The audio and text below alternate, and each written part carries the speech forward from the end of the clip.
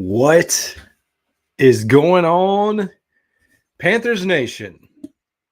How are y'all folks doing tonight? And I guess the larger football community, college football community. I don't even know who's tuning into these shows anymore. I do know. I know it's a lot of Panthers fans out there, which I greatly appreciate. But I've kind of got this thing going on with college football as well. So I know I've got some college football fans out there. Big day for some Gamecocks on the Carolina Panthers. Recorded, 3.5 sacks between Clowney, Wonham, and J.C. Horn. Fantastic day. And folks, I have yet to post a video, but I did plan on posting a video. And I know I've hinted at this, but I am branching out into college football. One, because the YouTube channel that I run is monetized now, which is a big relief for me as a content creator, podcaster, whatever you want to call me.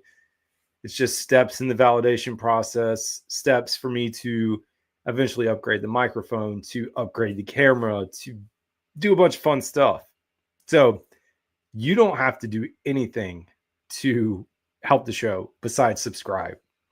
Subscribe to my content, like the content. Hopefully you like it, but actually hit the like button on it. Drop a few comments, folks. We are steadily climbing, man. We are at over 1,500 subscribers now, which is much appreciated. That's the thing, too. You can watch me on X. You can watch me on YouTube. We did have Facebook connected, but I disconnected that. I still have a Facebook page for Two Growls, but you can watch it. We're going to talk about the Panthers here in a minute.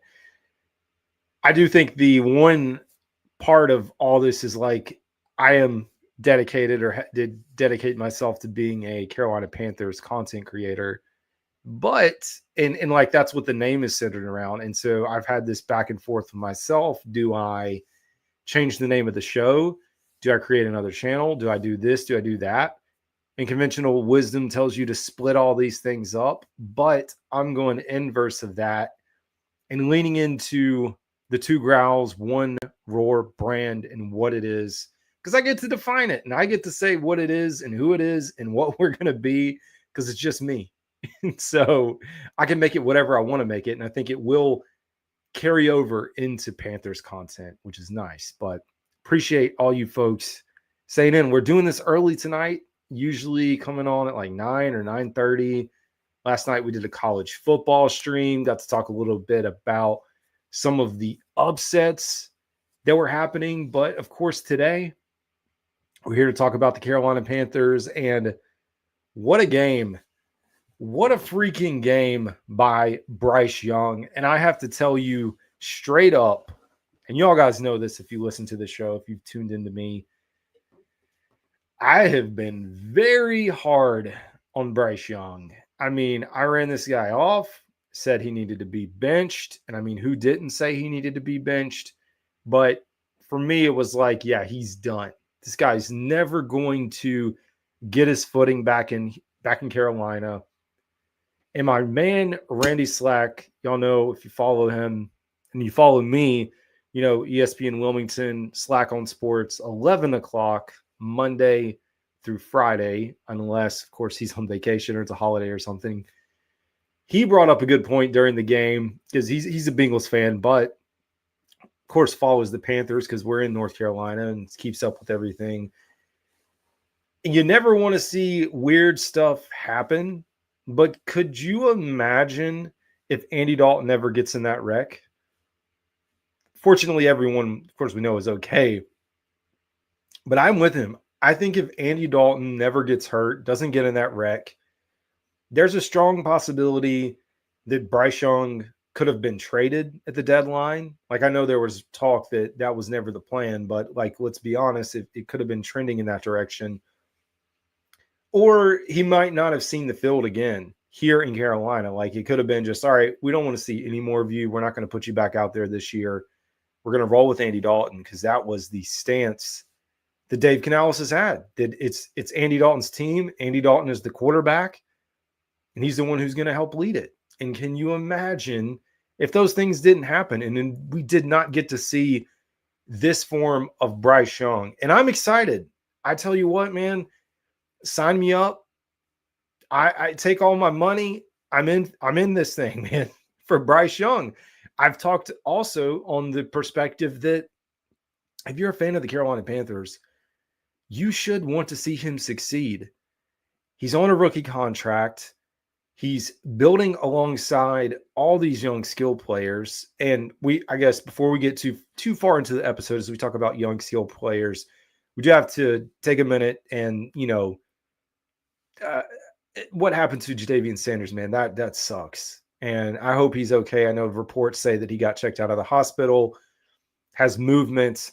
They're still going to have to evaluate him. That was tough to see him go down because he was starting to find it, man. Jadavian Sanders has been a very nice addition to this offense, and he started slow, not in this game, but in the year he started slow, and he's found it. And he looks to be a viable threat paired along with everyone else we have with Xavier Legette. I hated to see it. I mean, it looked like he landed right on top of his head. Hopefully it's nothing more than a concussion. I mean, it was bad the way he fell. I know they carted him off, but you hate to see that happen. And then we have to pivot shortly thereafter, and it's next man up. But to be honest, next man up on this team right now in the tight end room, you're talking about Felipe Franks, no offense to him, former quarterback turned tight end, who has kind of found a spot on special teams, and Tommy Tremble. And Ian Thomas is on IR. You have Jordan Matthews on the practice squad. That's it. But for the sake of today's game, you did not have depth. And I know, I say this the way I talk about all the players, man. I'm never going to, I know players listen to this. I've had players interact with my stuff. Like, I'm not stupid. So whenever I say anything about a player, and I know coaches follow, I'm never going to say anything like personally attacking them. But as someone that follows this team and evaluates and spends as much time as I do, I've got to be honest. And I got to be honest with fans that listen to this and tell them how I feel. We're going to have a come to Jesus about our man Tommy Tremble, because I know the pass was there. I feel like he could have made that catch. It's a very different ball game if you convert one or two of these field goals into a touchdown. But for whatever reason, it is trending that Tommy Tremble is more of an Ian Thomas than we thought, which sucks. Like, let's be honest. I mean, folks, you have to go back and look. Do you know who's had more receiving yards in a single season since they've been here? Like, just one, not together. Ian Thomas. We can talk about how good Tommy Tremble is going to be, how he's going to just come into his own and blossom. You look at the path between Chuba Hubbard and Tommy Tremble. They both came in here together. They both work out together. They both work hard. They both put in the time, but it's just not clicking. And so I'm like, are we bringing back Tommy Tremble as the new Ian Thomas? Is that his role, the blocking tight end? I don't know. I do not know. TBD. But what a heck of a freaking game, man. It felt good to have a competitive football game. I hate losing. Like, I don't care. Like, every Sunday I watch, of course, but it's something different for me personally.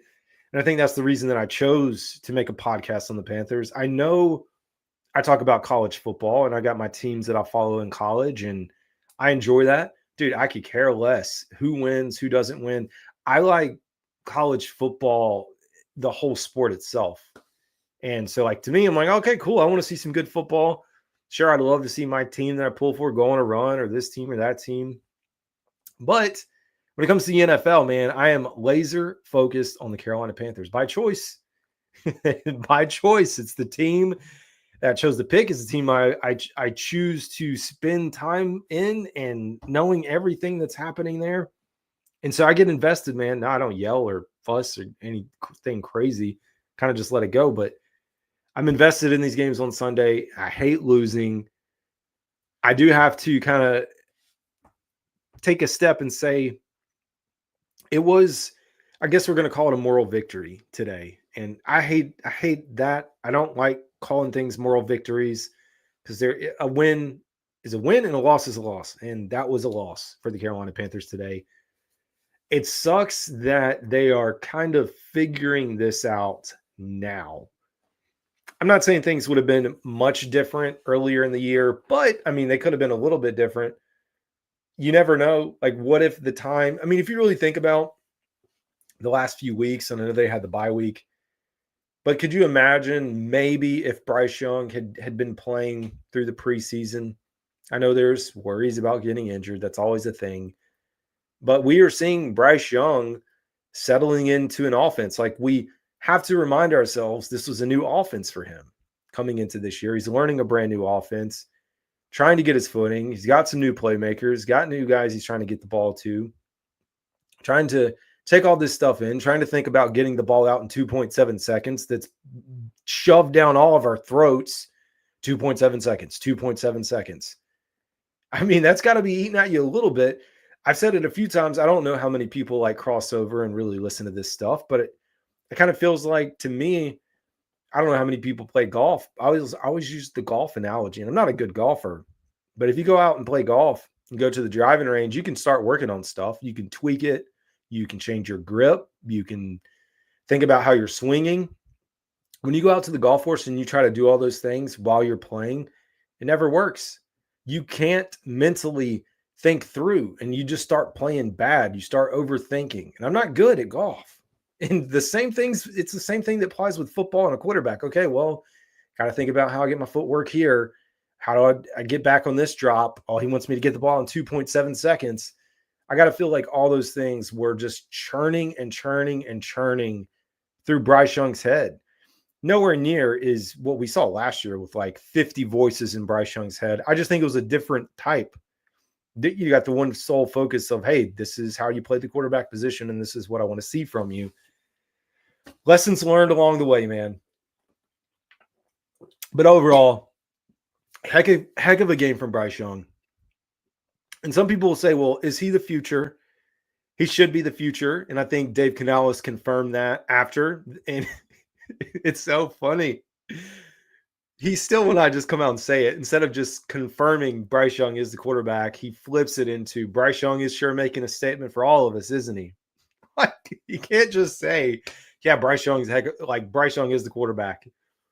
It's fine. I think that's just who Canales is going to be for at least the rest of this year.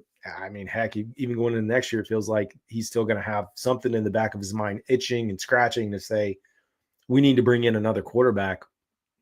But given the circumstances, I will take it. I will take this as a win for Dave Canales to at least like confirm we're going to see Bryce Young next week. And next week, what are we doing? I understand it's Thanksgiving this week. Why are we kicking off at 4:05? Just why? What are we doing with a 4 o'clock kickoff against the Tampa Bay Buccaneers? I don't know. Give me my 1 o'clock kicks. Like, as much as people want to complain about not having a prime time, I'll take a 1 o'clock kick all day. To be honest, I really enjoyed the 9:30 kick early in the morning. Like, done. I'm all for it. When we talk about Bryce Young, I have to think about Bryce Young, and we saw this last year. We saw it, and people hung their hat on this moment and stuck with it, and it's fine. I did too for a little bit. We saw this type of a performance against Green Bay, Christmas Eve. Bryce Young played lights out. The Carolina Panthers lost the game. It was towards the end of the season. But you as a fan said, oh, man, we're turning the corner. Bryce Young is the future. He looks fantastic. And, of course, we've seen what's transpired over the last year, almost a year since that game. I don't want what we saw today to be that. I don't want us sitting in here 2 or 3 games from now, or heck, for me, because I do this year round, in March, looking back, trying to tell people, don't worry, Bryce Young's going to be the answer, because you remember when he played against Patrick Mahomes and the Kansas City Chiefs in Week 12 and went toe-to-toe, and they still lost the game, but he played fantastic. No, I don't want to see that. You have to stack these things up. You can't just do it one time. And I know he stacked it up a little bit over the last few weeks, like going back to the Saints. I mean, they won. Going to the Giants, they win. He did everything he was supposed to today against one of the best defenses in the entire NFL. And he did this passing the ball. The rushing attack was not there. I think on the broadcast, they said that the Chiefs have not allowed a single player to get, over 60 yards. Chuba Hubbard was right under that mark. They were stout, man. Bryce Young, what I really enjoyed was on the plays we knew that they were going to bring pressure. He got the ball out. He knew where to go. His receivers could have helped him a few times. Xavier Legette with the drop. Talked about Tommy Trimble's drop. There were a few drops along the way, but someone that really rose to the occasion, and I don't even have the box score pulled up. I pulled it down as I was going through this. David Moore. And, man, this guy's kind of just sitting back there, and I think a lot of people were pissed way back that he was getting snaps. David Moore traveled with Dave Canales in Seattle, in Tampa Bay. Sorry, I got like a little bit of a sickness, so sound like this. But what a freaking game, man. David Moore is a free agent next year. I do believe the Panthers still need to go out and get a big-time wide receiver on top of what we have. But you do have to think about bringing him back, at least from what we saw. I mean, it was a really good performance by him. It was unfortunate, too, that Jalen Coker was out. Now, if Jalen Coker would have been available, he would have been competing with Adam Thielen for snaps. Because Jalen Coker has been primarily a slot receiver in his time. We got to NFL Pro. Look up his stats, look up his positioning. That's where he's been thriving. So you would have had him and Adam Thielen kind of competing for time. It was unfortunate, I guess, though, that Adam was available. It makes you wonder, like, if I know the quad popped up late for Coker, if Adam Thielen was still not ready, if we could have possibly seen Coker go out and play. I don't know. TBD. But let's go back here. Talk about the box score for David Moore. David Moore was your leading receiver for the Panthers. 6 receptions, 81 yards, 1 touchdown, averaged 13.5, had 21 for his longest reception. Xavier Legette, good day, 4 for 56. Adam Thielen, 3 for 57. And hey, I have questioned Dave Canales in his play calling at times. He called one hell of a game today, folks. That was great. You should be excited, man. He knows what he's doing. He took the bye week to add in wrinkles and layers to this team that we haven't seen. And don't forget, you look at the core receiving group: David Moore, Xavier Legette, Adam Thielen, Ja'Tavion Sanders, who went out early, Devin Tompkins. This isn't a big-time receiving core. And Bryce Young was still able to go for 263 yards passing. It was a really good day. But I like the motions. I like some of the folds that they put in with Adam Thielen. The really big pickup that Adam had, that was 36 yards. Talked about Ja'Tavion Sanders, 3 for 49. Devin Tompkins had 3 for 13. That little shovel motion pass. Things worked out well. Speaking of, we're here, or I'm here, so at least let's go through the box score for the Panthers. Bryce Young was 21 of 35, 263 yards, sacked twice.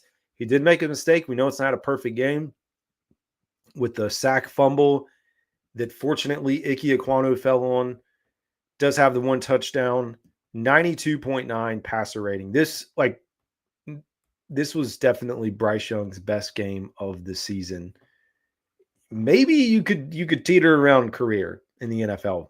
Small sample size, but Chuba Hubbard, like we said, was held in check most of the day, did score when it matters, and also got the 2-point conversion. 58 yards on the day. By far his 3.6, not a great day for him. Bryce Young did get it done a few times. He had 3 for 20. Jonathan Brooks, I was a little disappointed. If we're going to nitpick things, I would have loved to see Jonathan Brooks get more touches. I understand Chuba Hubbard's RB1, and he's probably not going to want to come out. Like we know that. Like he's going to want to take every snap when possible. I just to really get Jonathan Brooks involved, and I think he can be a weapon. Miles Sanders got more touches when he was here in this position than Jonathan Brooks did today. I just want to see him get more involved. And I think he can do a lot of things in the passing game and fill in some of the spots where Miles was. And I think we could get a little bit more out of him. But not a bad debut. I mean, you're talking 2 carries for 7, and I did like the 2 carries that he had. I mean, 3.5 yards per carry, but he was running the ball hard in the limited amount that he got. Good day for Johnny Hekker, especially that late punt. I think where was it? What, the delay a game? Oh, here we go. I do it every week, and I don't know how many of y'all follow this. I'm going to say it every time we get on here. We can all collectively talk about defense, complain about defense, coaching, all that. I am sick and tired of the special teams unit. The mistakes. It's just a week after week, there is something new from the special teams unit, whether they're not prepared, whether they don't cover well.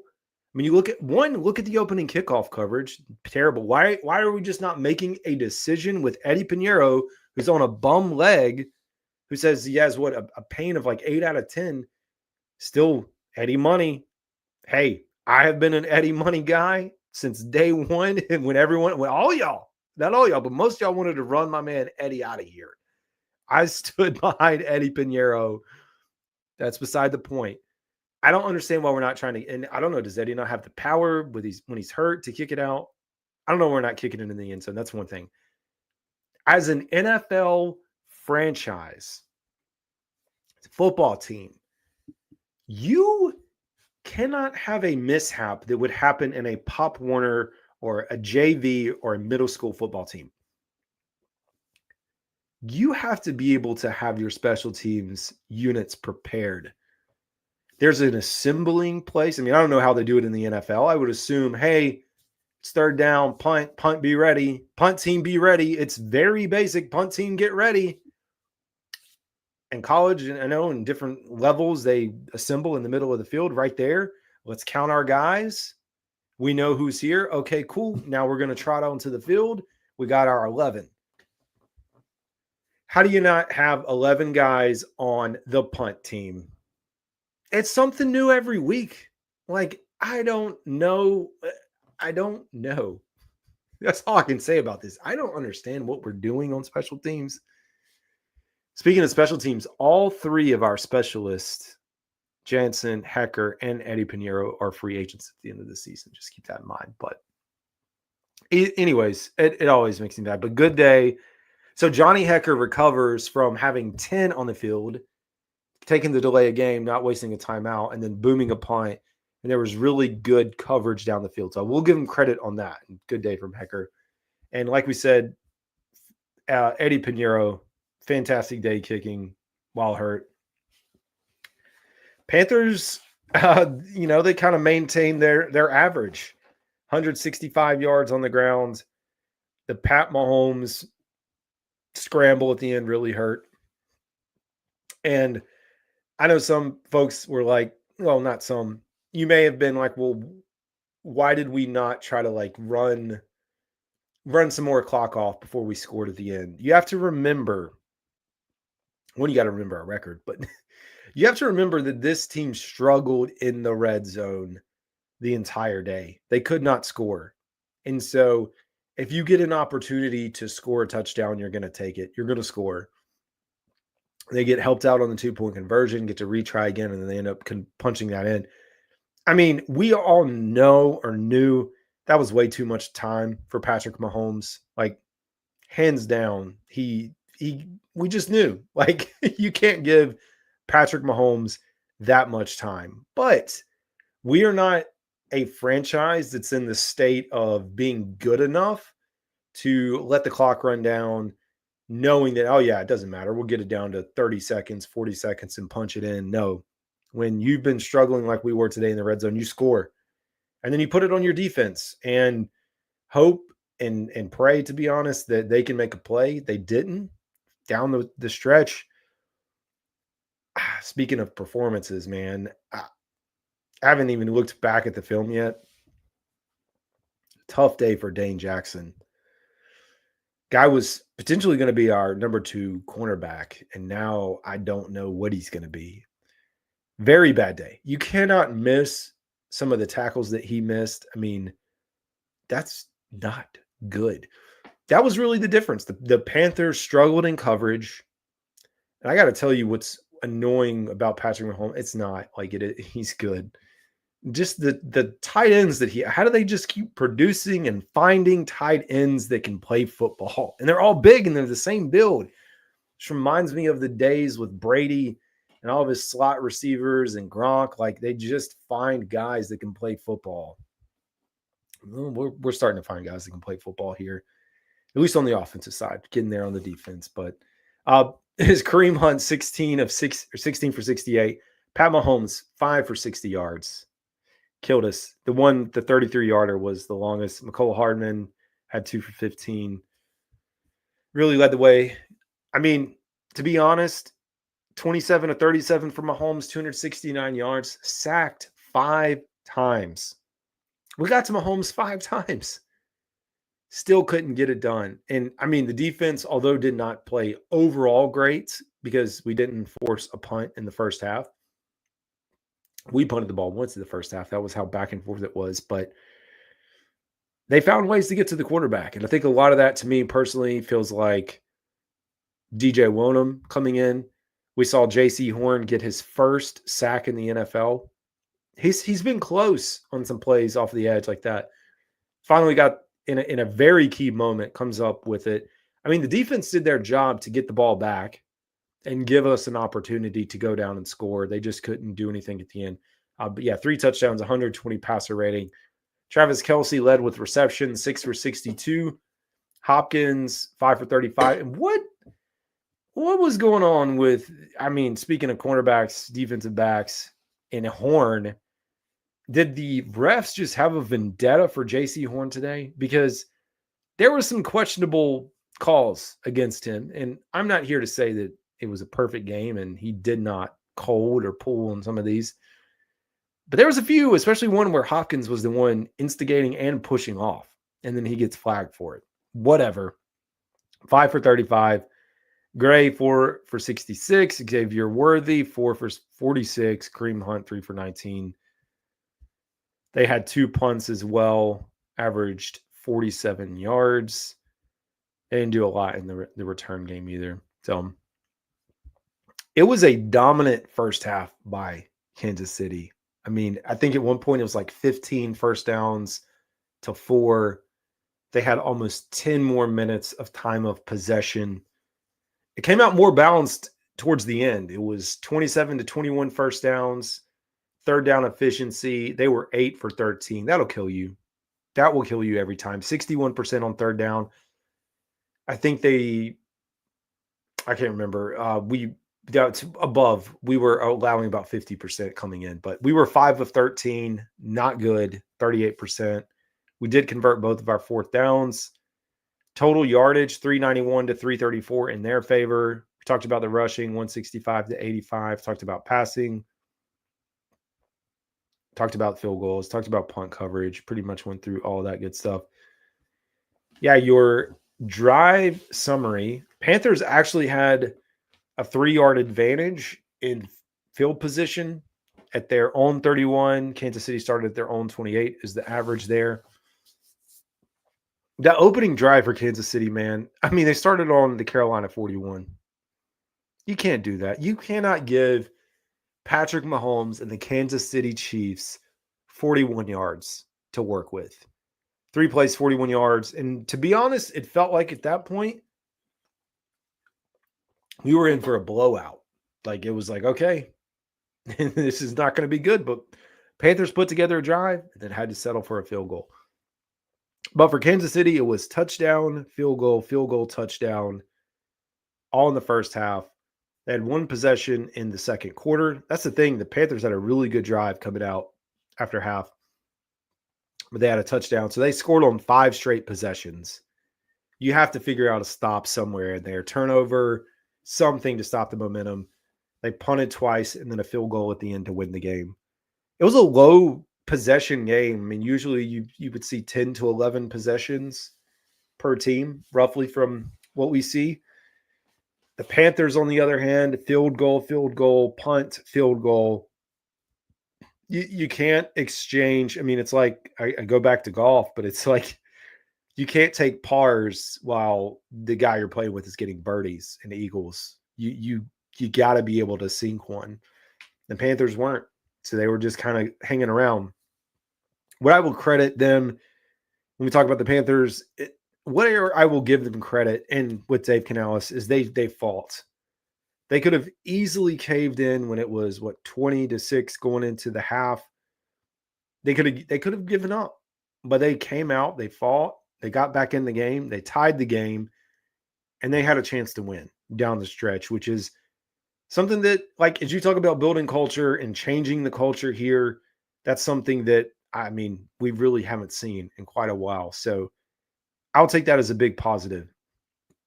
I also think it was kind of a rookie head coaching mistake. Like, I don't know if Dave Canales forgot who was on the other sideline in the second quarter when, was it under 2 minutes? The Chiefs had the ball and it was like second or third and long, whatever it was, close to that scenario. And he calls a timeout to stop the clock. And I'm like, he can't do that. You got to let the clock run and just pray that Mahomes and company do not score. That's the way you have to play it. You can't stop the clock, give Mahomes the opportunity to get more time to get himself settled and turn that into points. And that's exactly what they did. So it was unfortunate. I think he'll learn as he goes through. But speaking of time of possession, total time of possession, it was 32 minutes in favor of the Chiefs to 27. They dominated. I mean, it was kind of flipped. They had the ball for almost 12 minutes in the second quarter.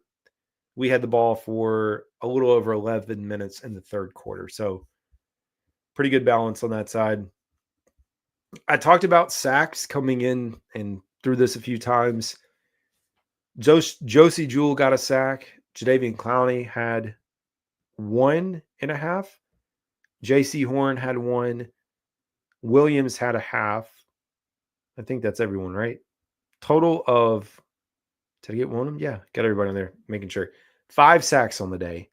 If you had told me coming into this game we would get 5 sacks on Patrick Mahomes, I said there's got to be a good chance that we win. Or I would have inverse and said, so how many are we giving up? Are we giving up 3, 4, 5, 6 against that stout defense? Heck of a day. But Josie Jewell was your leading tackler, 9. Xavier Woods had 8. Ashawn Robinson had 8. Horn with 6. Fuller with 5. Wonham 5. Jackson 4. Clowney 3. Yeah. And a bunch of guys with 3, 2, 1. I'm not going to read through the entire list. Yeah, first half summary, it was 19, almost 20 minutes of possession for the Chiefs to 10 minutes for the Panthers. The first down, it was 16-7 first downs. Third down efficiency was 75% for the Chiefs in the first half. Like they didn't punt. They just converted, and we were 2 for 6. Big story of the entire game there. And I mean, Bryce Young he was cooking. 10 of 18, 177 yards. He didn't have a touchdown yet in the first half, but really good first half performance for the Carolina Panthers. Yeah, let's look at explosive plays on here. So for the Panthers, they ended up with, so we're going to look at 15 or more yards. 1, 2, 3, 4, 5, 6, 7 plays of 15 or more yards. You had the Thielen pass, the Xavier Legette pass, and a few other, Jatavian Sanders, go through there. The Chiefs also had 7. So it was kind of punch for punch. I mean, it was a 3-point game. Settled on a field goal. Out of love for the field goal attempt to be a little bit further than a chip shot. But Kansas City does what Kansas City has done the last 2 or 3 years, what they've done all this year, and they win. They win one possession games. But as a Panthers fan, you got to be excited, man, at least a little bit. And it sucks. I tweeted this out. Like, the Panthers are now 3-8. Are they officially eliminated from playoff contention? No. But I mean, if we're being honest, we can look ahead and we know it's the schedule itself is not going to get easier. With Tampa Bay, I'll pull it back up here. Tampa Bay, Philadelphia, Dallas, that one. Never would have thought we would be talking about Dallas as a win or an easier win. You got to beat Dallas, Arizona, Cardinals, and then Tampa and Atlanta. Can a 9-8 team make the playoffs? Sure. 9-8 can make it, but when we start talking about like winning out or maybe slipping up one, 8-9, you just get further and further out. And I mean, as it is at 3-8, I think the Panthers have a top 5 pick now. Like I put up Christmas lights after the game. So, and that's the thing too. Like when I talk like Panthers, I know a lot of y'all are diehard NFL fans, the way I'm a college fan. I don't really watch any other football, like because I watch the Panthers and then have to listen and all that. So I'll watch a Monday night, I'll watch a Sunday night, that's in a Thursday, but like afternoon games, other games that are on, I don't really pay attention. So I honestly, some days I'm like, I don't even know. I know enough about who's coming up next. But yeah, you look across, let's see if we can do. I mean, within the division, yeah, I mean, I know Atlanta's 5-6. Excuse me, 6-5. Tampa's 5-6. Saints are 4-7, and we're 3-8. And really, 3 games out, it's possible. I don't know. And the Falcons have lost 2 in a row. So you do always have that. But it's going to be tough. I mean, when you look at the rest, though, so Eagles are 8-2. Commanders, how about the Commanders dropping a game? 7-5. Seahawks are 6-5. Cardinals are 6-5. Rams 5-5. 49ers lost 5-6. Lions, best team, 10-1. Vikings 9-2. Packers 8-3. Bears 4-7. So you only have one other team in the NFC with a worse record than the Carolina Panthers, and that's the Giants at 2-9. So it's a very much. I mean, you're 15th out of 16th right now. Talking about if you were to talk about playoffs, trying to sneak in to be 7th. There's a lot of people to jump in front of you, and you look at some of the teams that you lost to, the Bears being one of those that's there, Commanders, a few other folks, makes it tough, man. But hey, I do think we got to kind of look at next year or this year, heading into next year, and just know for sure that Bryce Young, at least know that we do not have to draft a quarterback. I'm sure Canales is still going to bring someone in. Like that's what he does. He goes out, he finds a veteran. I mean, at this point, is it going to be Daniel Jones? I hope not. Like right this second, I don't want to. He's not going to come around here. He wants to go to a playoff contender. But is it a Daniel Jones? Is it a Justin Fields? Is it a whoever? Does he want to get Russell Wilson? Does he want to figure out how to trade for Geno Smith? Does Geno Smith opt out? Does he become available? Whoever it is, I mean, if it does feel like Canales would prefer to have that, but I hope Bryce Young puts enough pressure on the Panthers so that they don't have to. Like go into next year knowing that he's the guy. The offense in general, when you look at the offense, I'd love to get another tight end. Running back is good. Offensive line is good. You do need a center because Mays, Brady Christensen, Austin Corbett are all available. So you do have to get a center some way next year. and then another wide receiver. Then everything else is going on the defensive side of the ball. Like anything and everything on that defense. And if Dan Morgan can do something similar to what he did on the offense this year with Brant Tillis crunching the numbers, invest that into the defensive side of the ball. And maybe we got us a competitive football team. It feels a little bit different. It really does. Like as far as culture, it's been a quiet year with Tepper out of the, not involved. And it doesn't feel like there is the same pressure that coaches have had here. And you can tell the locker room believes. I know folks said that Bryce Young addressed the team after. There's, I guess, a lot of positive thoughts, a lot of players. Trevin Wallace talking about this is Bryce Young from the Bama days. That's what a lot of other folks are saying. I think Robert Hunt said he was ready to go out and play another quarter of football.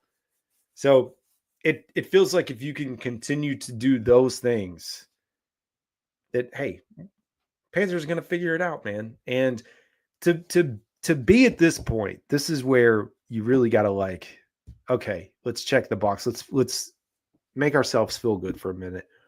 To think about where we were in week 1 and week 2 and in the saga with Bryce Young being benched, to see where this team has turned to now, to go punch for punch with the best team in the NFL, the defending Super Bowl champions that have won 2 in a row, that have a Hall of Fame coach, best quarterback in the NFL, best tight end. I know he's kind of fallen off and had some drops, but he did pass Antonio Gates for 3rd all time in receiving yards for tight ends. All of those things stacked together, heck of a defense, Hall of Fame coach on the defensive side of the ball, playmakers all across the defense. And to see what they did today, man, that is the one thing.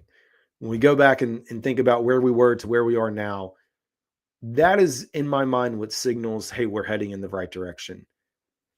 Maybe they can. Maybe they can make something crazy happen over these next few weeks. But I just want to see him continue to be competitive. I told folks in the spaces we had the other night where I was joining on there, what do I want to see the rest of the season? I'm going to be realistic. I think a few more wins, a few being maybe 2 to 3. Let's get up to 5 or 6 wins on the year. That's my realistic goal. I want to see us beat a good football team. And there's still a few good football teams left on the schedule. I mean, Atlanta, I guess, is good. TBD. But you still have a matchup with the Philadelphia Eagles at Philadelphia. It's not prime time, but big time matchup against Philadelphia. Can you take care of business? Can you get it done? I think for me personally, if we continue to see this, that'll start checking the boxes. You look at Tampa Bay. I know they don't have a winning record, but knowing that that's where Dave Canales came from, knowing that this is a big divisional game, you have to feel good or potentially feel good about what the Panthers can do and maybe get over the line, get a few wins. So I'm hopeful, man. And hopefully you are just as hopeful as I am. I'm checking in as we get towards the end of the stream. Panthers, solid. I don't know. I guess Asterisk Jenkins said Panthers made it closer than I even thought. Yeah, they did. I had this gut feeling that they were going to be close, but man, it's tough. Nathan, thanks for tuning in. Nathan says, enjoy your show. Found your channel through college football coverage. Unique how you're covering the North and South Carolina schools along with Panthers. I appreciate that. Yep. And folks, again, who are tuned in, we've got a wide variety. And eventually I will name this show something and we'll figure out a better way to do it. But for folks that are maybe college football fans and you don't know what I do, I'm primarily Carolina Panthers first. So you get really in depth with me when it comes to the Panthers. Been doing that for about 18 months. And then the last few weeks we threw in some college football and that's kind of taken off, which is nice. I'm trying to get better about understanding what I need to do there to build a similar audience to the Panthers and grow and attract. But it's been fun talking a lot of ACC, SEC in the state of North Carolina, South Carolina, in trying to cover all the schools, especially in the state of North Carolina. because there's a lot of them here. So it's fun. Appreciate you tuning in. As always, Ken says, keep pounding. That's the way to go too, man. Always got to keep pounding. Well, I do have. Oh, sorry. Yeah, I would have loved to seen Coker too. He was a big red zone threat. He really is. And I think he probably could have came down with 1 or 2 there. No doubt about it. Even just Jadavian Sanders on the Tommy Tremble. But it was a heck of a game, man. It was a heck of a game. But it's been a heck of a day for me because I put up all the Christmas lights and did all that, and I'm halfway sick. And yeah. And I already recorded the podcast. So all that's out. And I'm probably going to call it a night. But I appreciate y'all tuning in. I know there's a lot of other Panthers creators out there. If you're looking for the itch, you can go out. I think Rob Starr, he's got one streaming now. Keep Purring. I think they're going to do one. I don't know. I can't keep up with everyone, but I know there's a lot of folks that put these things together. So that's going to do it for me, though. I appreciate y'all tuning in, and y'all have a good night. I will see y'all later.